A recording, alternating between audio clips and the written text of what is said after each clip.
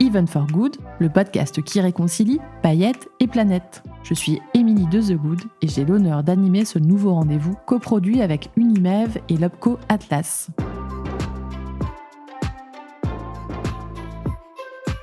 L'événement responsable n'est pas qu'une tendance, c'est désormais un incontournable.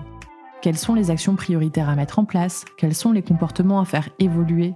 Nous avons demandé aux professionnels du secteur de nous partager leurs visions et leurs conseils. Que vous soyez futur professionnel de l'événement ou déjà sur le terrain, ce podcast est fait pour vous aider à intégrer la responsabilité à votre activité. Bonne écoute.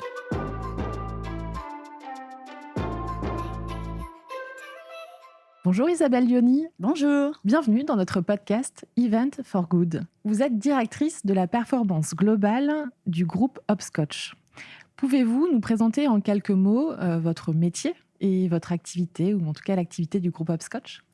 Alors, Hopscotch est un groupe de communication international, indépendant, dirigé par ses fondateurs et managers, et tous guidés par une vision d'entreprendre. Nous avons 4 gros métiers chez Hopscotch, les relations publiques, l'événementiel, le digital et le marketing service. À peu près 730 collaborateurs, dont le siège est à Paris, place de la Bourse. Je suis rentrée chez Hopscotch en 2002, donc je vais fêter mes 20 ans. Et je suis acheteuse de formation. Et donc, je suis rentrée pour créer la direction des achats, de production, donc la relation directe avec les fournisseurs qui, avec nous, produisent les événements et les campagnes de communication que nous vendons à nos clients.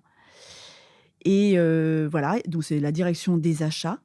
Et donc, l'enjeu, c'est de s'entourer de partenaires pour répondre à tous nos enjeux de communication et d'événementiel, revoir évidemment les conditions commerciales, la démarche qualité et la R&D, co-construction ensemble sur l'innovation. Et évidemment, quand vous êtes acheteuse, vous avez cette, entre guillemets, le pouvoir entre vos mains de traiter avec tel ou tel fournisseur. Et c'est là que je me suis dit, tiens, j'ai le pouvoir de m'entourer de fournisseurs qui me ressemblent, en tout cas, qui répondent à mes valeurs. Et donc, en 2008, on va dire, j'ai intégré une démarche d'achat responsable, à savoir, j'ai intégré des critères de RSE dans le choix des partenaires. Et donc, c'est ce qu'on appelle les référencements.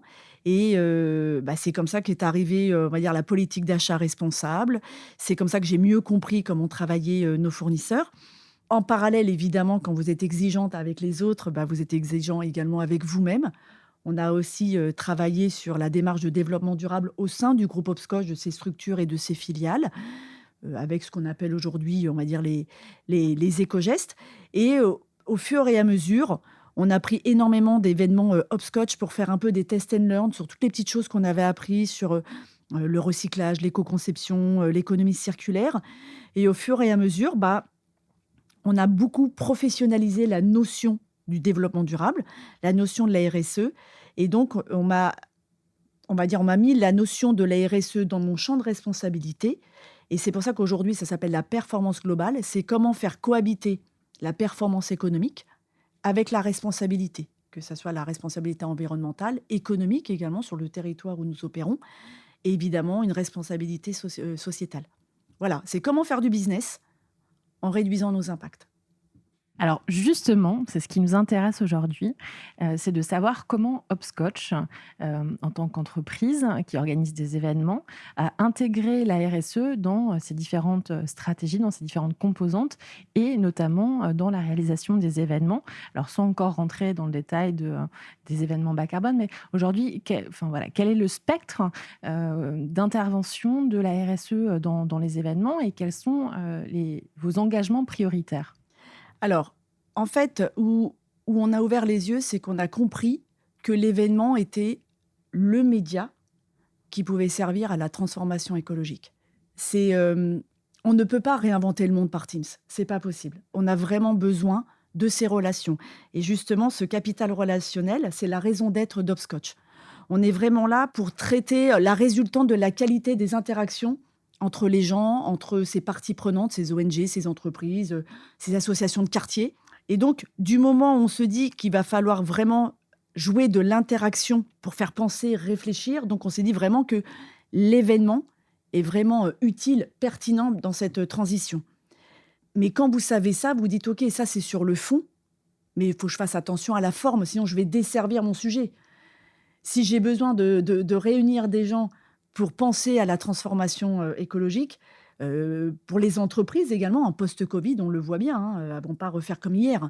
Donc ils ont besoin de se réunir, pour pouvoir repenser, transformer leurs organisations.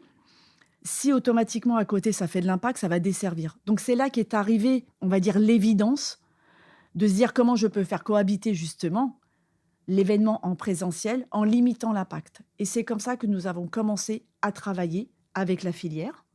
Donc, Benoît Devaux, un des fondateurs d'Hopscotch, a créé le label éco-événement avec, la fédération, parce que nous avions pensé déjà à l'époque que tout seul, on ne pouvait pas faire grand-chose. Et vraiment la clé de la RSE, c'est le collectif. Et je reviens sur ces parties prenantes, hein. L'entreprise toute seule, elle ne peut rien faire. Elle est obligée de s'ouvrir aux autres, hein. Et on le voit bien, tout le monde est demandeur, c'est quoi ce produit? Je l'achète, il y a quoi derrière? C'est par qui c'est fabriqué? Dans quel pays? Les gens ont un besoin de transparence. Donc l'entreprise toute seule, elle ne peut pas faire grand-chose. Donc nous, on avait compris qu'on avait besoin du collectif. Donc on s'est entouré également de nos autres confrères. De mon côté, en tant qu'acheteuse, je me suis entourée également des fournisseurs. Quand on traite l'événementiel, on est un assembleur. On va rapporter du contenu, du conseil. Par contre, on va jouer notre chef d'orchestre. On va s'entourer de fournisseurs. Et donc, on a besoin d'eux pour être dans la lignée de la RSE. Et donc, moi, j'ai traité avec chaque fournisseur, chaque secteur d'activité, que ce soit la partie technique, le traiteur, la partie du personnel. Quels sont chez vous vos impacts? Comment, voilà, est-ce que vous avez déjà travaillé dessus? Quels sont vous-même vos fournisseurs de rang 2, de rang 3? Quels sont les plus? Quels sont les moins? Quelles sont les choses qu'on peut faire tout de suite? Alors, un peu les quick wins. Qu'est-ce que tout de suite on peut faire en sorte que ça fonctionne? Et on se met tous autour de la table. Et c'est pour ça que nous, chez Hopscotch, on parle même pas d'RSE, mais de RSO. Responsabilité sociétale, mais de l'organisation. On n'est même plus au monde de l'entreprise, c'est qu'on a besoin de l'organisation de tout le secteur, de nos lieux, de nos traiteurs, de nos clients, de nos fédérations, de nos ONG. C'est tous ensemble qu'on va faire en sorte d'apporter de la RSE dans le monde de l'événementiel. Et quels sont, très rapidement les postes, prioritaires en fait aujourd'hui d'impact dans la RSE, les gros points de vigilance? Alors, on s'est occupé pendant longtemps de ce qu'on voyait. C'est-à-dire que quand vous faites un événement, faut que ça soit viral, faut que ça donne de l'émotion, faut que ça donne, comme on dit, des paillettes dans les yeux. Par contre, on reconnaît que ça reste éphémère. Donc automatiquement, on s'est, attardé, j'ai attardé parce qu'on avait oublié un peu le S de social pendant pas mal de temps. Sur le côté environnemental, évidemment, le déchet, nos éléments de décor, la scénographie, nos revêtements sol. Pourquoi? Parce que tout ça, ce sont des matériaux qu'on appelait déchets. Les 10 premières années chez Hopscotch, on a pris ça comme des déchets. Je finis mon événement, je démonte, je trie et derrière, je cherche mes filières pour recycler. Donc on était vraiment dans l'ère du recyclage. Et en 2017, on a organisé un événement, créateur producteur hopscotch, qui s'appelait, l'usine extraordinaire, qui était une exposition pour la mise en valeur de toute l'industrie française au Grand Palais pendant 3 jours. Et on a fait cet événement vraiment comme un test and learn, où je me suis dit: «Quand je vois tout ce qu'on a besoin comme scénographie pour montrer justement», c'était beaucoup aussi pour, nos étudiants, nos écoles. Je me suis dit: «Mais une fois qu'on va démonter, ces matériaux peuvent être peut-être utilisés pour d'autres secteurs, ou d'autres événements». Et là, c'est là qu'on est passé, on va dire, l'ère du recyclage à l'ère de l'économie circulaire, voire de l'événement circulaire. Voilà, et depuis 2017, on a changé ce courant en disant: «Si j'ai besoin d'acheter, OK, mais je dois tout de suite m'interroger sur quelle va être la suite et pas la fin de vie». Est-ce que je le mets dans un trou, dans une décharge ou est-ce que je le mets, dans un four pour de la valorisation énergétique? Mais comment je peux faire mieux? Est-ce que je peux le donner? Est-ce que je peux le réutiliser? Voire mieux, est-ce que je peux l'éviter? Est-ce que j'ai réellement besoin de l'acheter? Et c'est là qu'on a changé, je pense qu'on a grandi et qu'on est arrivé dans l'économie circulaire. C'est là qu'on est arrivé dans l'usage. Et si demain on doit parler de décarboner nos organisations événementielles, et c'est là que je me dis: «Bah, il faut vraiment qu'on aille sur, la fonctionnalité ou l'usage partagé».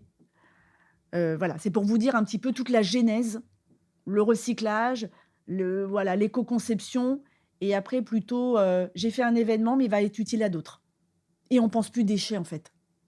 On pense plus déchets, on pense matériaux, parce qu'on a vraiment des matériaux de bonne qualité, quoi. Il y a des produits nobles, enfin des matières nobles, et il était hors de question qu'on jette.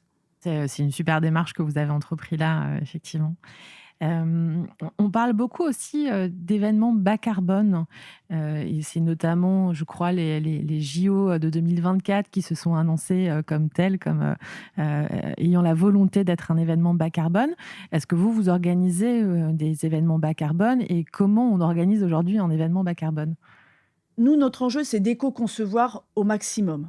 Quand je parle d'éco-concevoir, c'est de retirer, tout l'insignifiant et tout le superflu. Quels sont réellement mes besoins? Est-ce pertinent d'acheter? Est-ce que je peux d'abord louer? Est-ce que je peux avoir, des cloisons modulaires? Donc tout ça, quelque part, ça fait plus de 10 ans qu'on est aguerris à cette transformation chez Hopscotch. Donc aujourd'hui, quand on parle de bas carbone, c'est pas une nouveauté pour les équipes.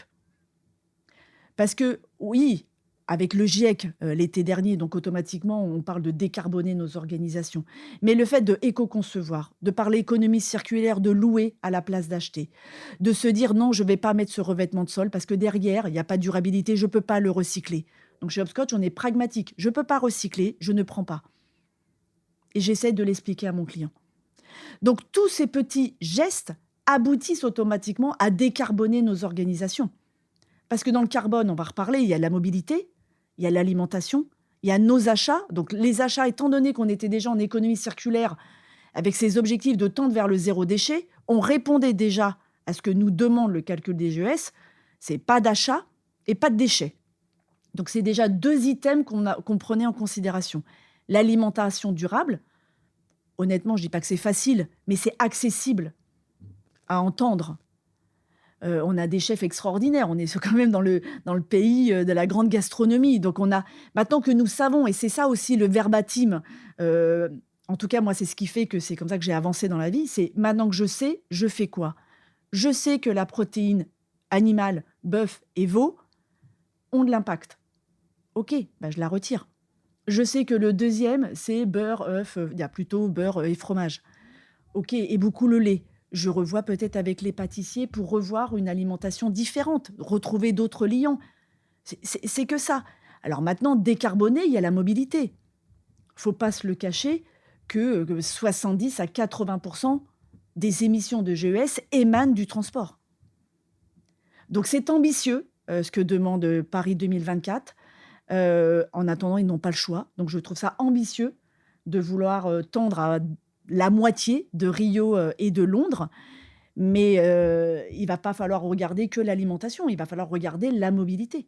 Et justement, vous avez des solutions aujourd'hui sur la mobilité?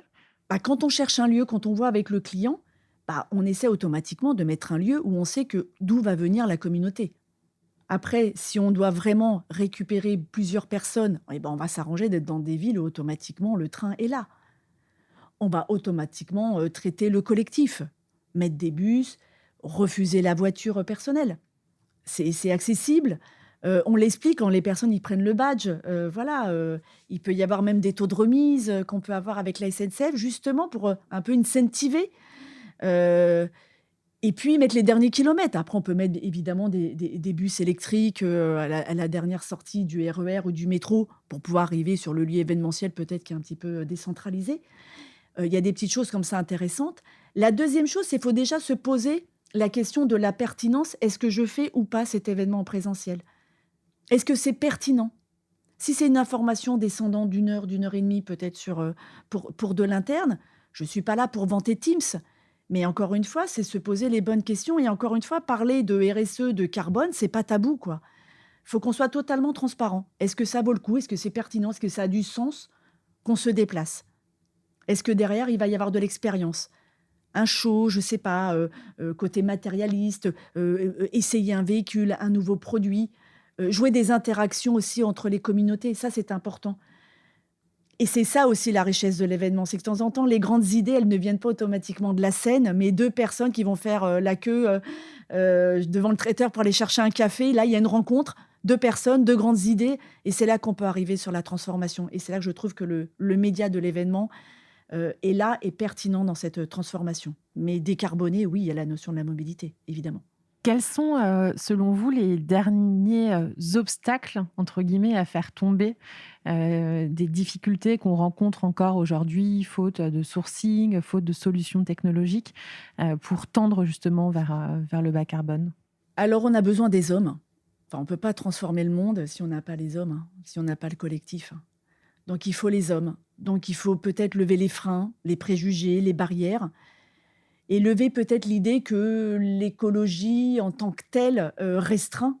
L'écologie, en tant que telle, peut être anxiogène parce que, on nous demande de changer, de nous transformer, de produire différemment. Donc automatiquement, le changement est anxiogène. Alors que pour moi, je le vois d'une autre manière en disant que mais plutôt que l'écologie est à notre service. En tout cas, chez Hopscotch, on prône que l'écologie n'est pas punitive et vraiment, source de sens, source d'innovation, source, de différenciation. Donc, l'enjeu numéro un, c'est de former nos collaborateurs. On ne pourra pas répondre favorablement aux enjeux climatiques, aux enjeux du territoire attendu, aux enjeux de l'Europe attendue, ce qu'attend la planète de nous, ce qu'attendent nos clients de nous, nos territoires, les consommateurs, les participants, si nous-mêmes, on ne peut pas y répondre favorablement. Donc il y a un grand enjeu de former les équipes, parce qu'autrement, le sujet ne pourra pas être sur la table. Le deuxième, oui, il faut un petit peu...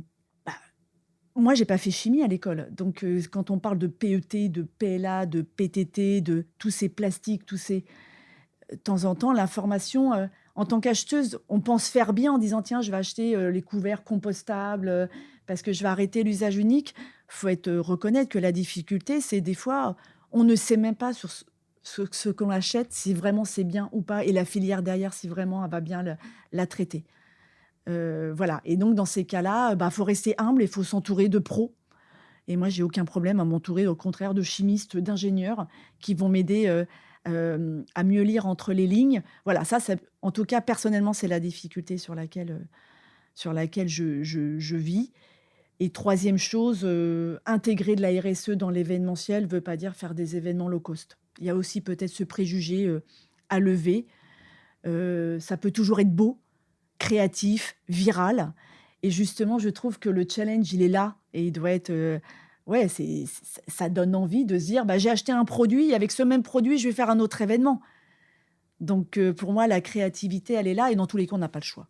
Donc Oui, c'était une de mes questions justement, comment on arrive à être créatif tout en étant bas carbone et pour reprendre votre expression sur les paillettes, comment on peut faire rimer finalement paillettes et planète? je trouve qu'il faut ouvrir ses chakras. Je trouve qu'il faut aller, alors je travaille avec tous les fournisseurs du monde de l'événementiel, mais je me suis aperçue qu'il y avait pas que. Il y avait plein de collectifs d'artistes. Il y avait plein d'associations d'artistes avec des réfugiés, des gens plutôt isolés du monde de l'emploi, de la seconde main, des ressourceries et moi, j'ai beaucoup appris d'eux.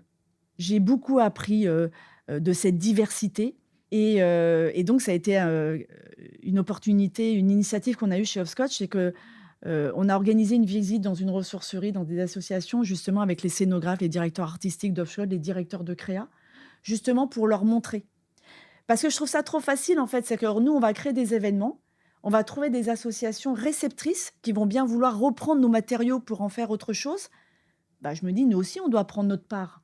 Nous aussi, on doit aller dans ce type d'association, dans ce type de ressourcerie pour aller rechercher ces matériaux, les refaçonner, les retravailler, en faire une table, un desk, des éléments de décor.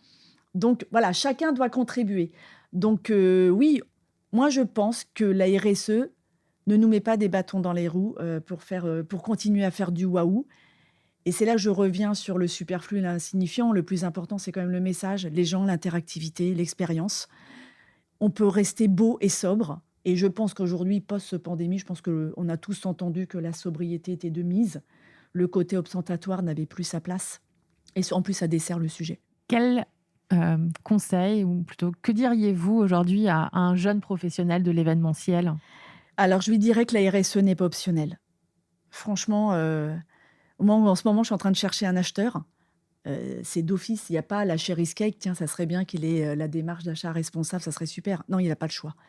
Donc je pense que quelqu'un qui se lance dans l'événementiel, alors un, bravo, vous verrez, l'histoire est très belle, mais 2, la RSE n'est pas optionnelle. Donc elle doit vraiment, Ça doit être vraiment intégré dans sa feuille de route. Voilà, c'est vraiment dans son devoir comme la qualité, la satisfaction client ou maîtriser Excel ou l'anglais, ça fait partie de sa fiche de poste et bah, la RSE, c'est pareil. La deuxième, bah, c'est se former. Il y a pas de il y a pas de bonne recette, c'est se former, s'informer. On parlait des newsletters, des webinars, des MOOC. Enfin, franchement, aujourd'hui, on a quand même sur le digital, de quoi, vraiment, évoluer. Se tester, on peut commencer petit, hein, quand on nous dit Kaizen, enfin les petites idées, les petits pas. Se tester et se mesurer. Moi, je dis toujours un peu cette, métaphore, c'est vraiment, la RSE, c'est comme un régime, quoi. Il y a un moment, il faut monter sur la balance. Et ben, la RSE dans la démarche, dans le côté événementiel, c'est pareil, il faut se mesurer, moi, j'ai pris des photos. Je prenais des photos de mes bennes, je prenais des photos de fin de montage, je prenais des photos et je me suis dit: «Mais c'est moi qui génère, c'est moi, c'est Hopscotch qui génère ça?» Je prenais des photos et à la fin, je m'étais autour de la table en me disant: «Ça, comment éviter? C'est quoi le sujet? Comment on en est arrivé là?»